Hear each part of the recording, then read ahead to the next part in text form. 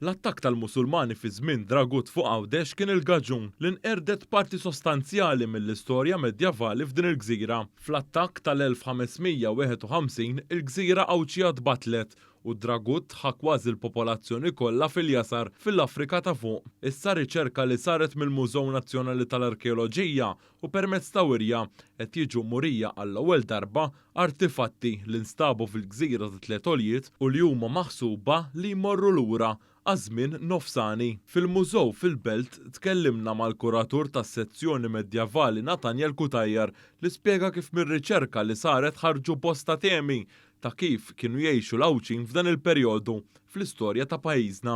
Meta nħarsu lejha minn aspett arkeoloġiku li huwa kompletament ġdid u x'tip ta' temi joħorġu, qed inħarsu lejn il-kummerċ f'Għawdex fil-Medjuevu, qed inħarsu lejn is-soċjetà bil-arti tagħha, l-industri li kien hemm Għawdex u anke aspetti bħal l-irħula rurali li ftit li xejn nafu fuqhom u xtajt l-arkeoloġija fuq dawn l-aspetti. Il-kuratur spjega wkoll x'oġġetti instabu u x'wieħed jista' jara f'din il-wirja.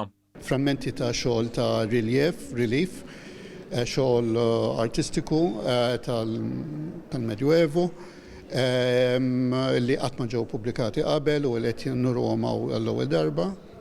Għaw ukoll evidenza ta' ġarar u fuħar dekorat kemm tal-Medjuevu kemm tal-bidu tal-perjodu tal-Kavallieri. Fil-ftuħ ta' din il-wirja attenda wkoll il-Ministru għall-Wirt Nazzjonali José Herrera li saħaq fuq l-importanza ta' riċerka simili sabiex nippreservaw il-wirt ta' pajjiżna, partikolarment f'dawn iż-żminijiet li jsawru l-istorja Maltija u Awċija.